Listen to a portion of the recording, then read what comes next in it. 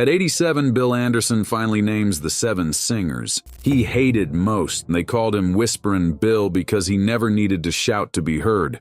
In a business addicted to volume, he learned to pull people forward with a hush, and that soft gravity turned into a career so long it loops back on itself. For years, he let the records and the Saturday nights do the speaking while the backstage whispers tried to fill in the blanks. Now, at 87, with time-worn patience and a grin that says he has seen the whole movie twice, he leans closer to the mic and admits there were days when the music didn't sound like harmony at all. He's not here to torch anybody. He's here to tell the truth the way Nashville actually moves, on tiny choices, stubborn principles, and occasionally polite collisions that push the songs from good to permanent. He lays out the roll call like a deck of worn aces. Ray Price, Connie Smith, Vince Gill, Kenny Chesney, Brad Paisley, George Strait, and Steve Wariner. Each name lifted him, pressed him, or forced him to defend a choice until it either snapped or turned to diamond. He will never call them enemies. He will not even use the word feud. But if you have ever wondered what didn't get along looks like in a town that sells feelings by the verse, buckle up, because polite friction can sound like thunder when microphones are listening. There were debates that stretched past midnight. There were notes that landed like elbows. There were days when smiling meant, "We'll fix it later," and nights when the only answer was to keep the red light on until the room surrendered. Every song has fingerprints. Some of these prints were bruises that healed into character. Ray Price enters first because firsts leave the deepest footprints. A young Bill was scraping rent and chasing melodies on a rooftop when the song that changed his life fell out of the sky like summer rain. Ray heard it, cut it, and the city spun. Success, everyone forgets, does not travel alone. It brings a caravan of opinions, calendars, and pencil marks on contracts. When the single took off, the love was loud, but so were the late-night discussions about tempo, phrasing, and who gets to blink first when a producer thinks the drummer is rushing. Ray was respectful, but he was direct, and Bill learned quickly that a hero's compliment can be followed by a surgical critique that slices a measure in half. He didn't storm out. He stayed in the chair, silently counting the difference between poised and passive. He learned to keep his pulse steady when the room ran hot, and he learned that a tiny argument about a half beat can decide whether a song lives on jukeboxes or fades into trivia. Connie Smith arrives with a halo made of stubborn clarity. Bill heard her at a local show and felt the kind of certainty you cannot fake, the kind that straightens your back before your brain catches up. He made a call, opened a gate, and watched a voice step into the light as if the light owed it rent. Huge success invites mythology, and mythology loves to assign crowns. Some people decided Bill would dictate the calendar and the chorus. Connie had other plans. In writing rooms, a single word could cause a snowstorm. He'd fight to keep always because the vowel carried air. She'd argue to cut it because the truth doesn't need perfume. He'd nudge a modulation. She'd stare and ask whether the key moved the heart or just the furniture. It was never a tantrum. It was a duel in soft voices, both of them protective of a thing that did not belong to either once the record left the building. They didn't pose for conflict, but they didn't duck it. The lesson was simple. Sweetness isn't honesty unless it survives the knife. Vince Gill glides into the frame as velvet with a backbone. He can make a room sigh with one note and then spend a patient hour debating the angle of a single preposition. Bill was navigating a landscape that had shifted under his boots. Radio had a new haircut and the gatekeepers were younger. Writing with Vince felt like stepping into a high-end kitchen where every spice is fresh and the chef still tells you to taste everything twice. They pushed verses back and forth like chess pieces. Vince wanted the melody to waltz. Bill wanted the lyric to punch. Somewhere between those flags they found a path that skipped past pretty and landed on inevitable. Studio day arrived with cheerful tension. Vince sang like silk-cutting rope. Bill listened like a referee with a poet's ear. They disagreed, laughed, disagreed again, and ended up with a record that didn't chase the timeline. It reset it a notch toward elegance with teeth. Kenny Chesney arrives like beach thunder in boots, one foot in stadiums and the other in a songwriter's kitchen. Bill and a co-writer brought a confession letter set to a slow, blooming melody. The camp loved it, but asked the question every August single must answer. Will this breath hold its shape against humid air and tailgates? Respectful debates rippled through the week. One voice wanted to brighten the hook, another wanted to leave it twilight. A marketing note suggested swapping a sentence that felt like the soul of the entire story. Bill shook his head. Kenny weighed the same choice and sided with the line that hurt in a useful way. That didn't end the conversations. It redirected them. The arguments became about how to protect the hush on a loud night. When the song finally hit the air, stadiums turned into porches for 3 minutes, and the tabloid thing some people crave, public fireworks, got replaced by something rarer, a quiet that moved thousands at once. Brad Paisley steps in with a Telecaster that can crack a joke and chase a tear without changing channels. The story they carried together was heavier than most, built from a lived moment that did not want to be cleaned up for company. Some voices around the table tried to put a shine on it, the way a well-meaning friend straightens a grieving man's collar. Brad was not having it. Bill was not either. They trimmed where kindness demanded it and left the rest unvarnished. The arguments were never cruel. They were exact. Which verse walks first? Which image earns the last word? Do you let silence work as a second instrument? Or do you fill it so no one flinches? Keeping the ache honest meant saying no to easy polish. There were looks across the room that said, "Are we really doing this?" And there were nods that answered, "Yes, we are." The song left the studio carrying a bruise and a blessing, and it needed both to be true. George Strait walks in with that famous calm that can stop a hallway. He is polite, precise, and allergic to nonsense. The song on the table carried a spoken aside, a throwback move consultants loved to banish. Bill liked the risk. George liked the honesty. From there, the debates became tiny and total. Should the spoken moment ride up against the chorus or breathe between verses? Do they let the voice crack a hair or keep it glass smooth? Does the line need a single syllable adjective or nothing at all? A dozen coffee cups later, they kept the heartbeat of that aside where old school met right now. A quiet nod to the truth that tradition isn't antique when it is earned. It wasn't an argument you'd put on a poster, but it mattered the way stitching matters in a suit. You don't see it if it's good, and the whole thing sags if it's not. Steve Werner brings a craftsman's grace. He reached into Bill's back catalog and found a gem that deserved fresh daylight. Covers are delicate politics. Too faithful, and you are imitating a ghost. Too different, and you are picking a fight with a memory. In the studio, Steve placed notes with a surgeon's patience and left space where many players would fill.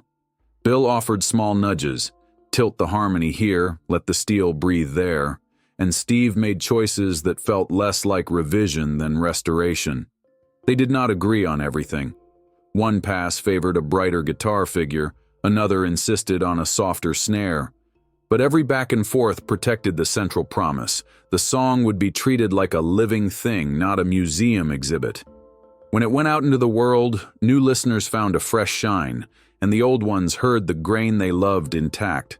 So what does hated most really mean across these 7 rooms? It means Ray schooling a young writer in tempo politics without raising his blood pressure. It means Connie handing back a verse like a teacher and daring Bill to shave another ounce of sugar off it. It means Vince teasing him through a stubborn bridge and then guarding that same bridge like a hawk once it locked into place. It means Kenny calling from an airport gate to defend the line everyone else wanted to trade for sparkle. It means Brad turning down a gloss that would have emptied a hard story of its heartbeat.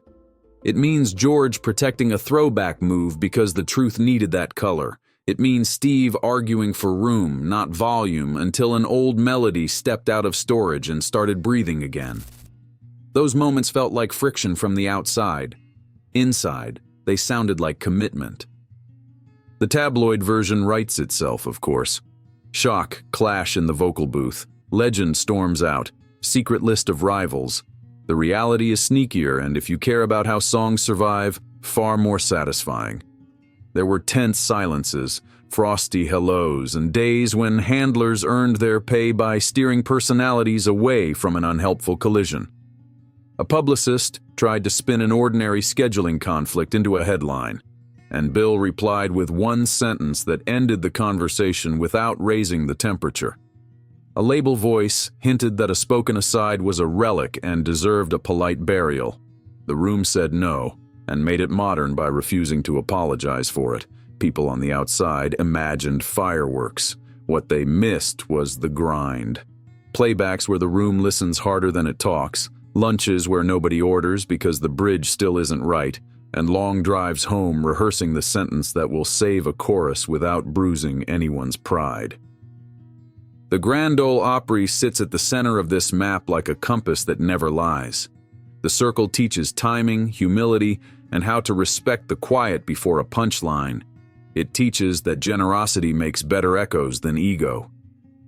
Bill has stood in that circle with Ray, traded smiles with Connie, harmonized in the wings with Vince, laughed about airline schedules with Kenny, swapped pickup jokes with Brad, nodded through a hall conversation with George, and thanked Steve for making an old melody new again without sanding off its history.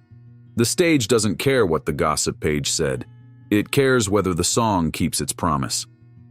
Saturday after Saturday, that circle reminded Bill that the loudest argument in town still goes quiet when the right line lands.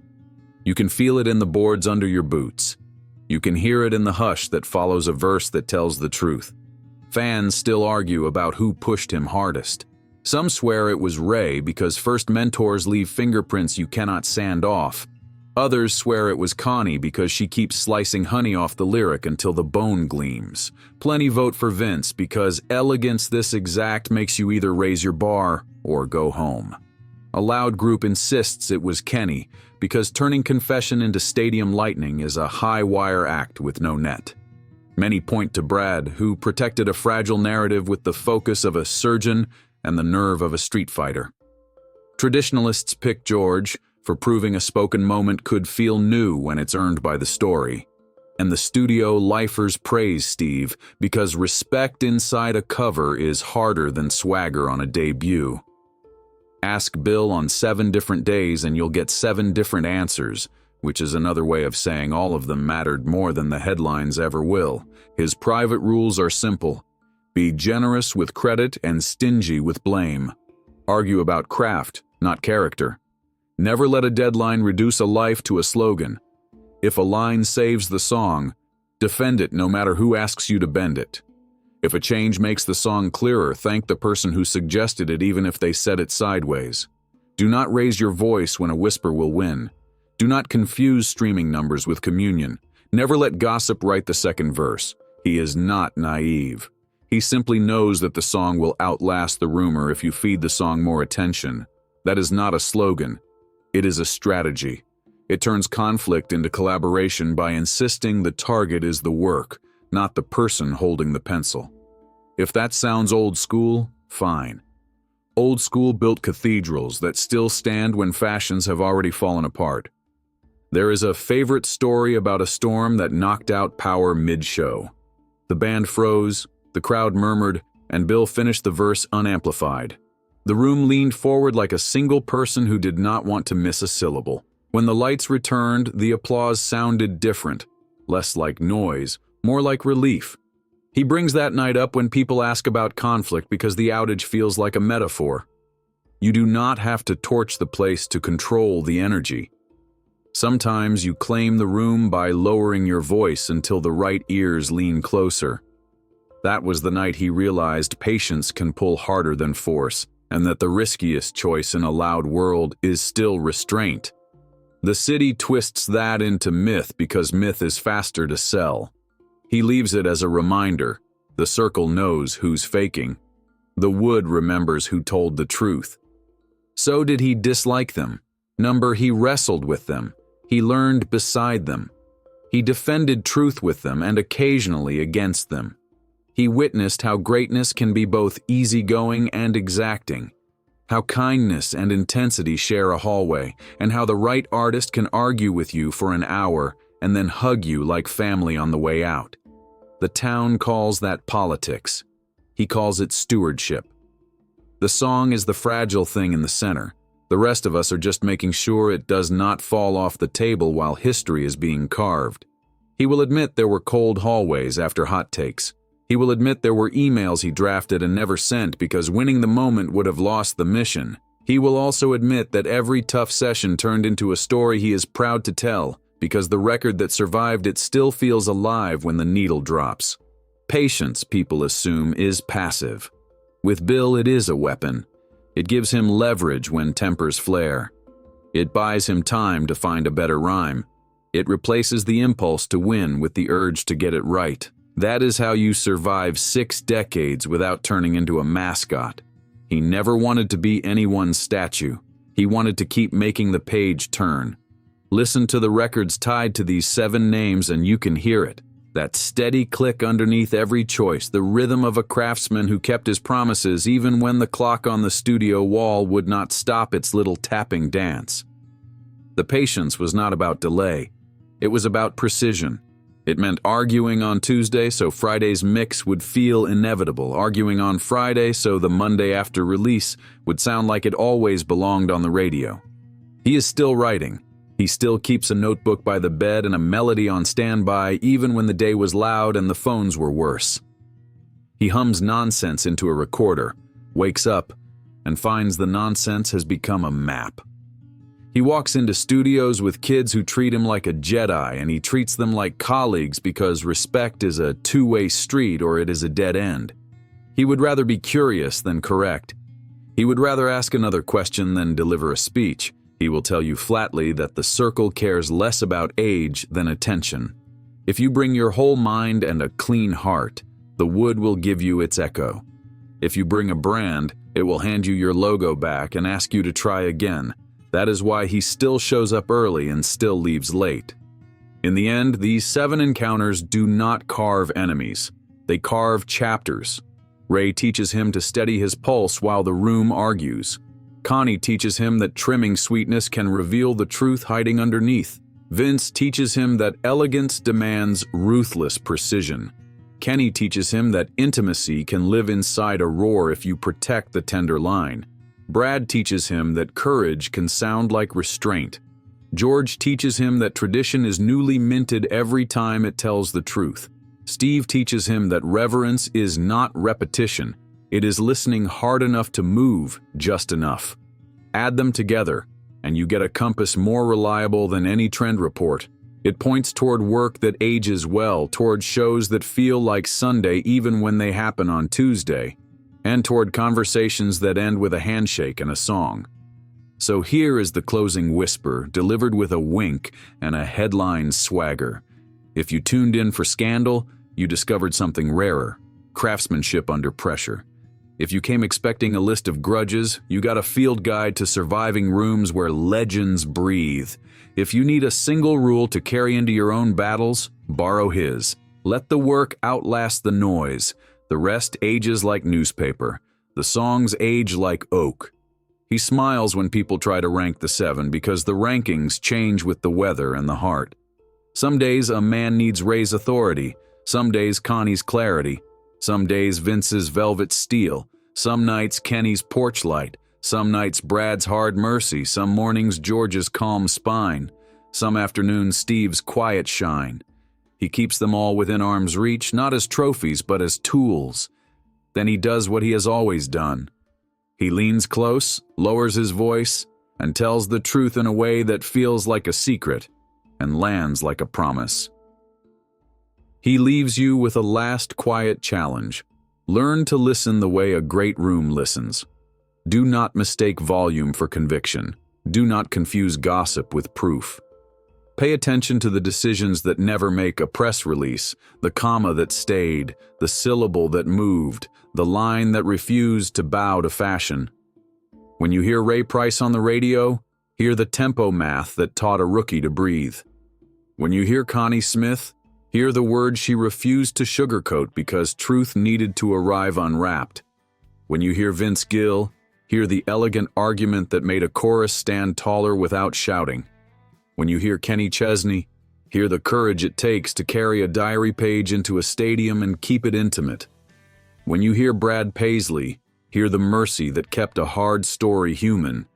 When you hear Steve Wariner, hear the respect inside a cover that refused to treat a classic like a museum piece. All of it points back to the same center, a songwriter who learned to outlast storms by lowering his voice and raising his standards. At 87, that is still the assignment he gives himself every morning, and it is the reason these 7 names live in his stories not as rivals, but as necessary weather he learned to read and, when it mattered most, to ride. He trusts patience, precision, and the quiet that carries truth forward.